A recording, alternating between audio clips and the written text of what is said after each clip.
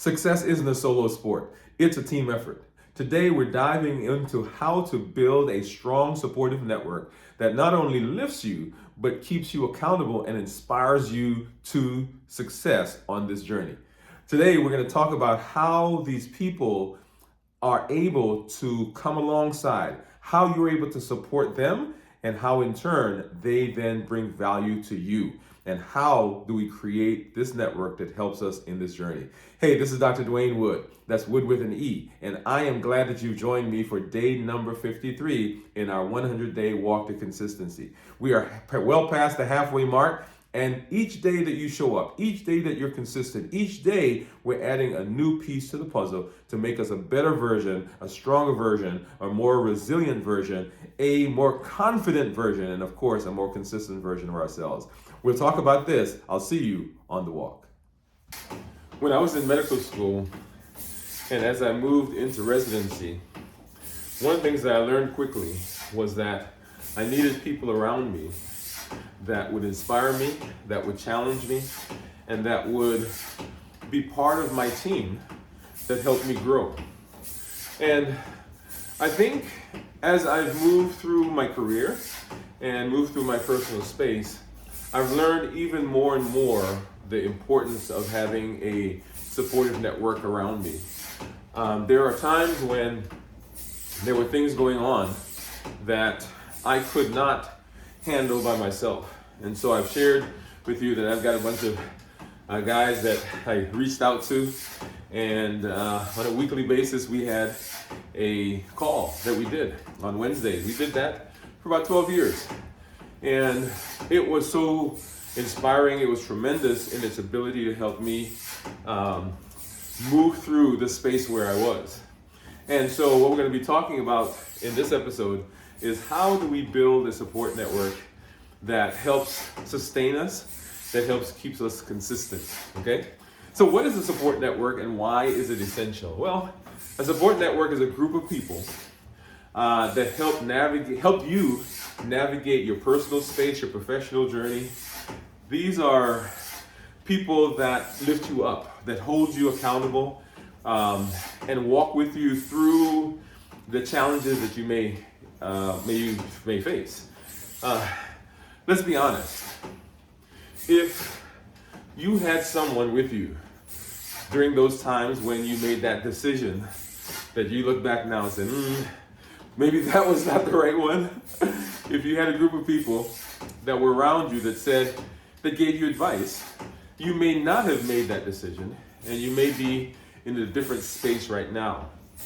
Now, all of us learn lessons sometimes through experience. All of us learn lessons that we wish we had not had to have the experience to learn. And there's no danger in saying, hey, I need someone around me who is going to help me process, who's going to help me deal with, who's going to help me focus on this particular thing that I'm doing on this phase of my life, okay? Now, always, as we talk about all of these keystone habits, the premise is always that we are in a space that is safe, that the people around us have our best interest at heart, okay? So why does it matter? Why does it matter to have a support network? One, it brings mental support for you. It helps you manage stress and overcome self-doubt. In our minds, there's always that inner critic that is very good at giving us, telling us, pushing us in the direction of, oh, you can't do that. You can't walk for 30 minutes. You can't do a 100-day challenge walk. You can't be resilient. You cannot build confidence. You can't be consistent. So there's always that part of our mind. There's always that part of our brain. And if we're not careful, we succumb to that. We are perhaps the worst critic of ourselves, right? We treat ourselves in ways that we would never treat other people. We say things that we would never tell other people. And it can be a very difficult process to go through. Next, they motivate us. The support group motivates us and encourages us to keep going when the road gets tough. And there are times, one of the most important lessons I've learned is sometimes I'll watch a race. Maybe it's a relay, maybe it's a 100 yard dash, or some race. And what I really appreciate, or what I really get inspired by, is that runner that may be behind, or maybe they're in the middle of the pack, or even maybe they're at the beginning. They're first on the track. And when they're running, and to hear the coach or the people in the stands, the supporters, saying, "You can do it, you can do it, just a little bit more to go," and they're yelling and screaming. And there are times when that person in the middle of the track, if you go back and you talk to them, in the middle of the pack, if you go back and talk to them, they'll say, "I heard mom screaming, I heard my coach yelling, I heard my teammates yelling at me, and it gave me the drive, if you will, the motivation to keep going, to dig in." And sometimes they end up winning the race, right? So that's amazing to me. So practical support. So it offers, a resource for us. Every day when you wake up, it's another opportunity to make positive choices, to put ourselves in a position to be successful. And having a group around us, having a support system, is amazing at doing that. So there are 4 types of people that you need in your network. We're going to run through those quickly. So let's break that down into what the network should look like. And therefore, like I said, number 1, you need a cheerleader. And often when I'm in my office, I have a new patient who comes in, and they've been feeling down. Their blood sugars are out of control. They may have some complications. Their doctor sent them there. This is the last straw. And oftentimes I'll have people come in and say, "Okay, you're my last hope. Because I've tried this, I've tried that." And one of the things I say to them as we get into our discussion is I get to be the cheerleader. Woohoo! Right? I get to yell and jump and scream. And we need those people in our circle. We need those people in our network because they lift us up. They provide positive and emotional support. That's that inner coach that I talk about, right? The inner coach that provides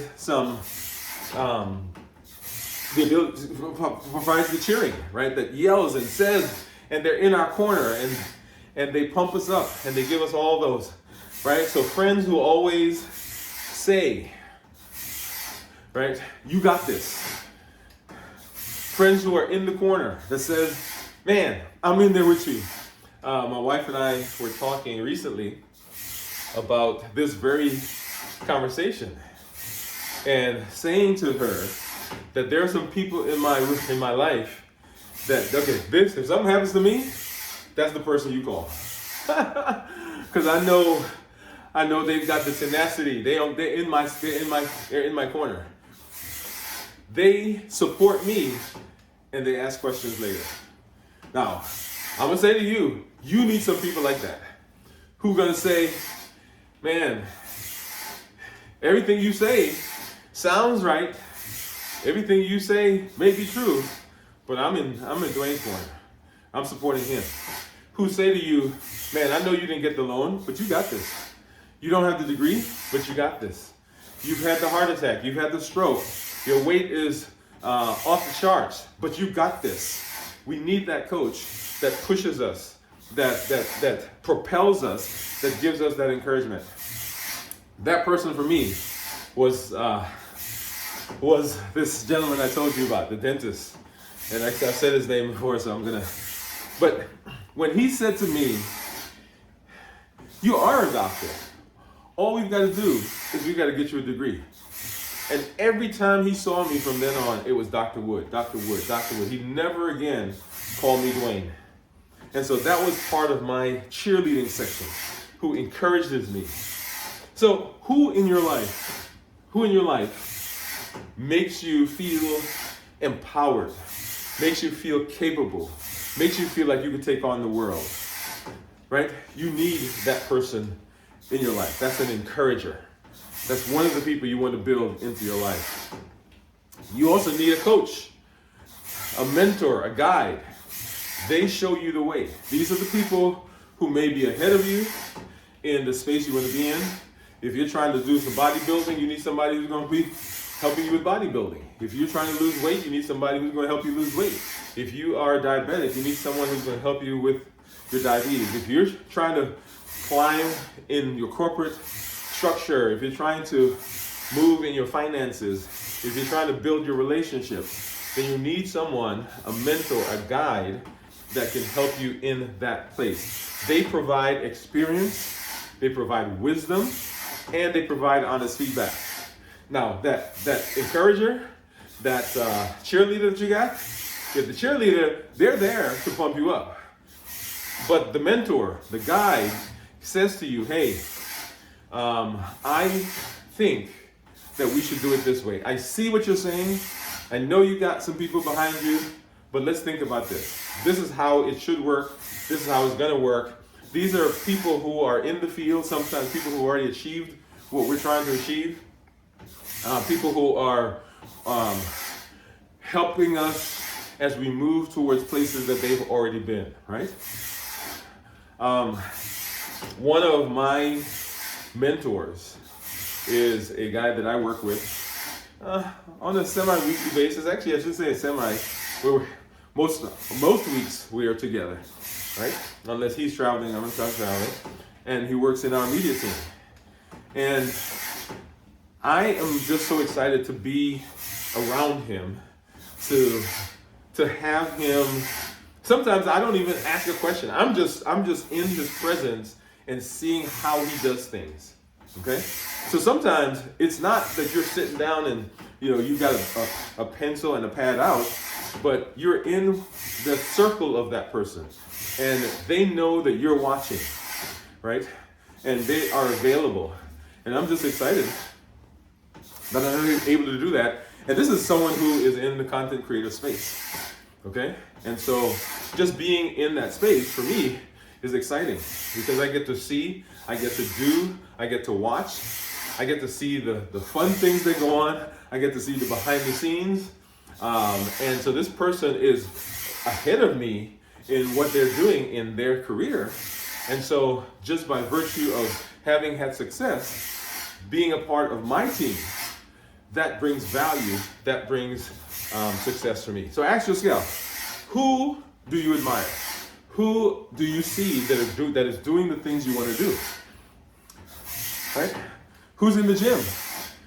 Who's at your church? Who's on your job that's doing the stuff you want to do in terms of your health, right? In this space, find people in this space, right? If you are part of our membership, great. Find someone in the membership that's heading in the direction you want to go, and let's move together. Okay? So we've got our cheerleader, we've got our coach or our mentor and guide, we've got the challenger, right? That's the third person. This is your accountability partner. They push you harder. So I tell people also, I can be a cheerleader, woo! But I also get to put on those steel-toed boots, and every now and then give you a good swat in the hind parts, right? Because the challenger is going to hold you accountable. This is the person that says, hey, we had a plan for this week. How are we doing with that plan? Have you been keeping up with your plan? Are you walking? Are you doing your 100-day walk? Have you done your bookmarking? What have you done so far in being successful? This is the person that you meet with maybe on a regular basis. I should say maybe on a regular basis. And it's not for, hey, let's get together and have fun. It is, okay, what progress are we making in the direction that we want to go, okay? They push you beyond the limits. That's, once again, going back to being in the gym, right? It's the person who is your spotter. that says, okay, we're at 9. You one more. You can do it. Dig. Right? That's that person that doesn't let you stop at 5 because they know that you can do 7. And when you get to 7, they're pushing you to say, hey, can we do 8? When we get to 8, can we do 9? Okay? That's the accountability partner. That's the one that says, who says, I thought you said you were going to do X. I thought you said you were going to talk to your wife. I thought you said you were going to try to build that relationship. I thought you said that you were going to go for that job interview. I thought you said that you were going to watch what you're eating. I thought you said you were going to get up in the morning, right? So that's the person that's our accountability partner. Now, I'm going to tell you, of the ones that we're going to talk about here in a minute, all the ones we're talking about, remember there are 4. This is the one where people tend to have the most difficulty because they love the cheerleader. Oh yeah, they want somebody in their corner and just, come on, let's do it, you can do it, right? And they love the coach, right? The person who's doing what they want and is showing them and is helping them on the journey. But when that somebody comes and says, hey, well, let me tell you a story. When I started really sitting in spaces for coaching, I was part of a group. And I think I've shared this story before. And I had a program that I did. It was, I think, March of one year. And I had several people in the group. And so we successfully moved through the program. And at the end of the program, I made a pitch. And pitch for people to move into another program. And I got one person. So there were maybe 20, 25 people who were in my original program. And I got one person who signed up for the next program. And it was a collaborative program, it was a peer program, it was a group program. And so having one person really didn't fit the model that I had created. And so I would show up in my group and they would say, hey, how are things going? The person who was in charge. And I would say, oh, it's not going well, I only got one person. And I'd show up the next week. And they say, hey, what's going on? And hey, there's only one person. And this went on for about 3 or 4 weeks. And finally, the person who was in charge says, hey, so what's going on? You have been talking about this for 3, 4 weeks now. When are we going to get over the fact that that didn't go the way we thought it was going to go? What are we going to do to move forward? You said that you wanted to achieve such and such. Okay, that didn't work. So what is the plan now? We can't stay here. We've got to move on. And I can't tell you how valuable that process was, or that conversation. It wasn't an easy conversation. I didn't like the conversation, right? But it was the conversation that pushed me to move beyond where I was. And it actually said to me, hey, you have to keep moving. And that's the value of the accountability partner. We're not staying here because our goal is not to stay here, right? Now, the accountability partner, they love the fact that you're motivated. They love the fact that you're encouraged. They love the fact that you got somebody who's guiding you. But their function is to keep you moving. It's to say to you, we got to move from beyond where we are, okay? So a friend who says, I thought you said you were going to do this, what are we doing? And so ask yourself, in your group, who pushes you? Who challenges you to be better? Who's the one that says, hey, last time we talked, this is what was going on. Are you there? Have you made those strides? Have you made those moves? That person is your accountability partner. And then the fourth person that you need in your network is a collaborator. Okay? A collaborator. This is the person who walks with you, someone on a similar path who understands your struggles, who may be even sharing some of those same feelings at the time. This is different from the mentor, the guide, the person who's already been there, the person who's showing you the ins and outs. But this is somebody who's in the trenches with you, okay? And this is a person that you get to walk with, get to work with. Perhaps they are doing something similar.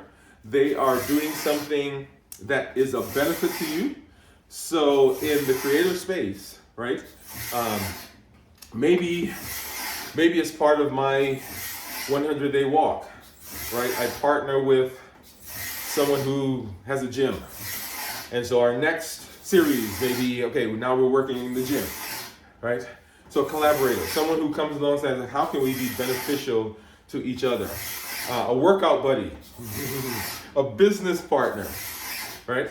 Someone who is going to help you write a book, someone who is a co-host on a podcast, someone who is also bodybuilding and says, hey, let's get up and let's go to the gym in the morning, okay? Now notice that there are some features of the collaborator that may overlap those of the accountability partner, but those are distinct processes. Those are distinct skill sets that the person has. Now, the person may be the same person, but their function in each of these arenas is different, okay? So someone who's on a similar path. And so ask yourself, like, who in your circle is on the path? Who can be a collaborator with you? And it may be that you have to go outside of your circle to find that person, but that's okay, because you can be successful, but you got to have these people in your circle. Okay, so those are the 4 types of people that you need in your network. You need the challenger or the encourager. You need the coach. Cheerleader. So I said challenger. You need the cheerleader or the encourager. You need the coach, which is the mentor or the guide. You need the challenger, which is the accountability partner. And then you need the collaborator. This is a peer. This is a partner, someone that is moving in the same space, the same direction as you are. Okay? All right.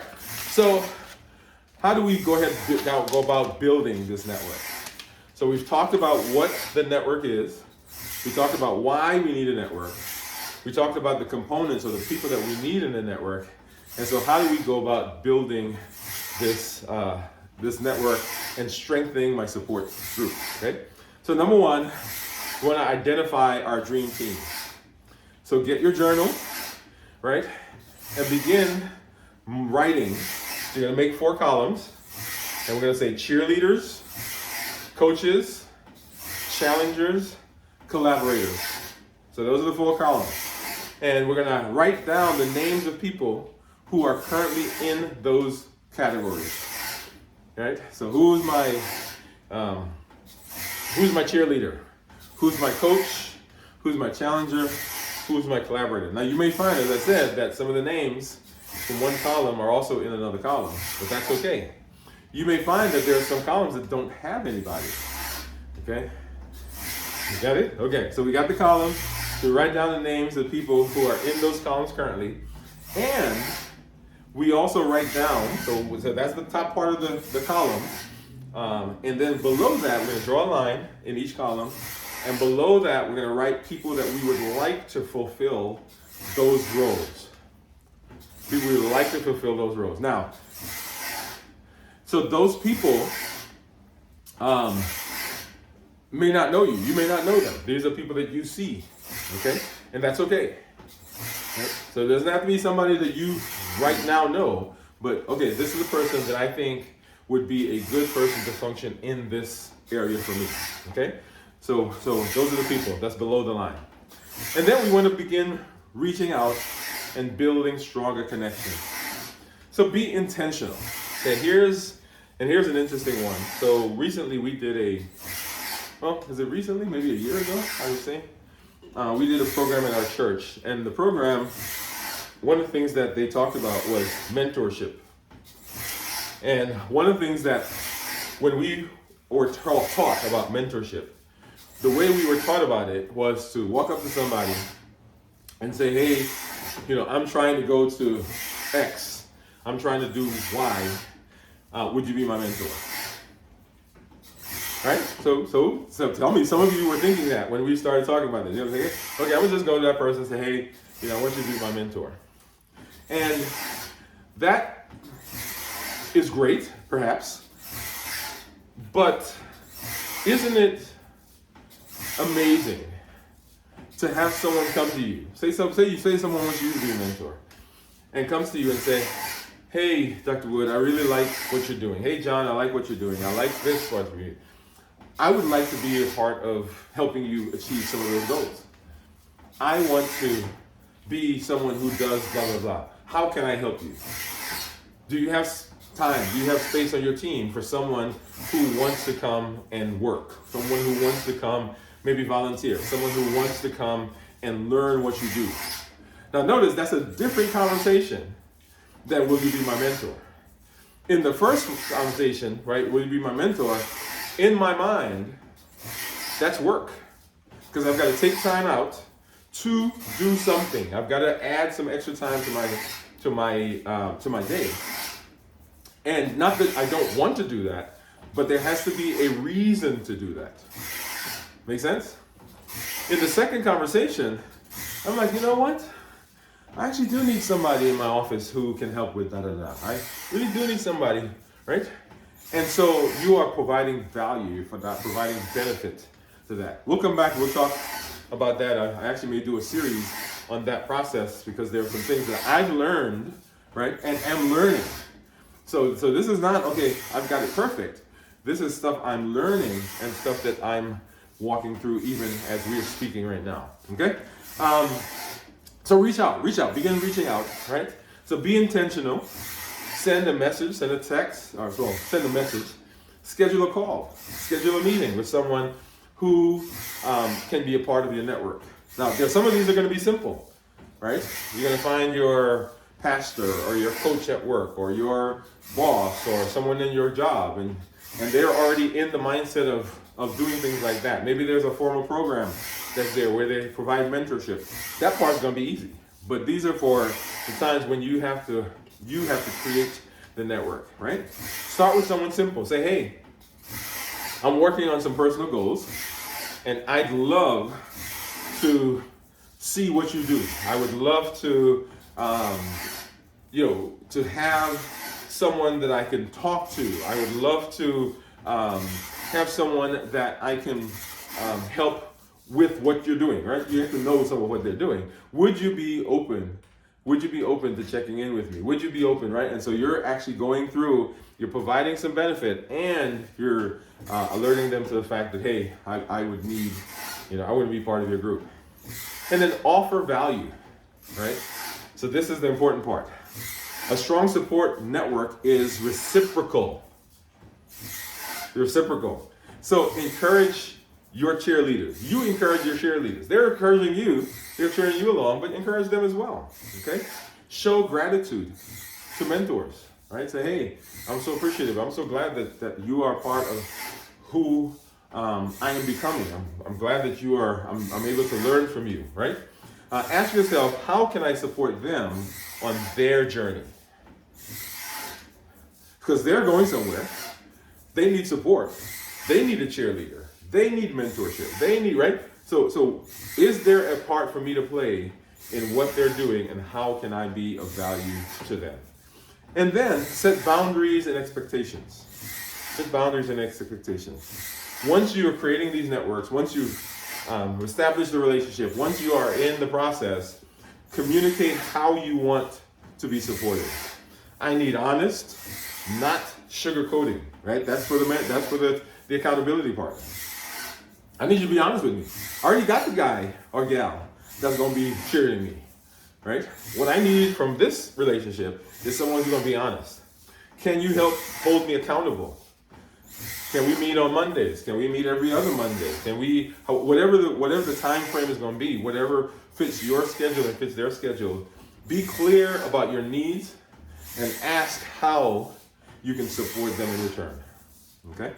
So how do we build and strengthen the network? One, identify the team, reach out and build connections, offer value, and then set boundaries and expectations as we move into the process, all right? All right, well, we can't ever leave without having a challenge. And so here's the challenge. You ready? Well, I'm gonna get off of this thing and let's go ahead and let's do our challenge, okay? I'll be right back.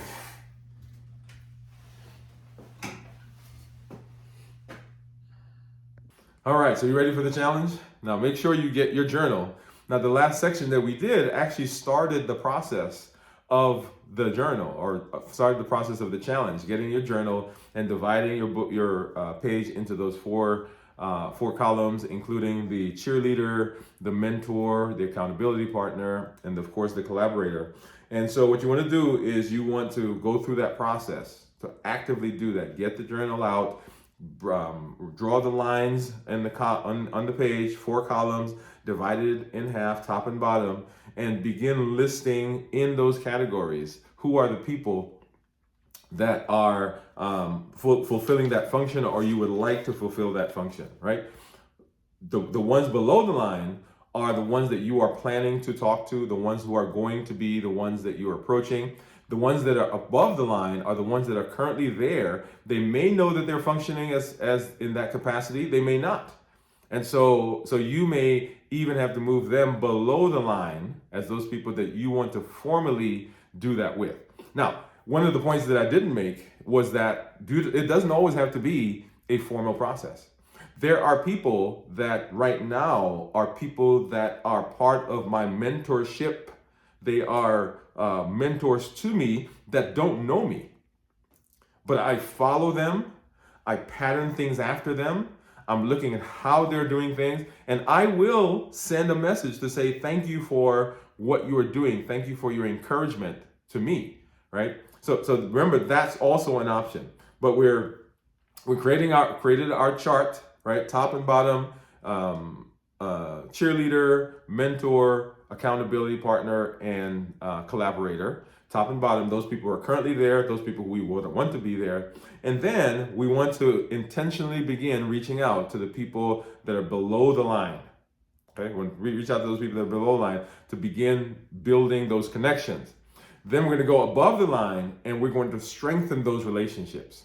Right, so maybe you have a mentor and you guys have done some things, and you're inconsistent right now, and so you want to go back and you want to formalize. You want to say, hey, I know we were supposed to be doing this, and we've kind of gotten off track, gotten off schedule, and provide value. Right, I would love to re-engage.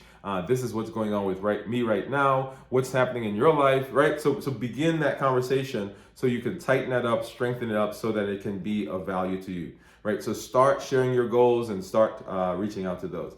And then reflect on the experience, right? Write about how it felt to reach out, because that's uncomfortable for some of us, right? Write about that. What does it feel like?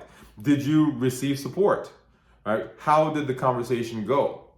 If the conversation didn't go well, that's okay. What happened? What do you think happened? And here's an amazing thing, right? So 2 things. If it didn't go the way you expected, go back to that person and say, hey, thank you for talking to me last week or yesterday, or thank you for responding to my email. And, unfortunately, we won't be able to work together, it sounds like, but what was it that helped you make your decision?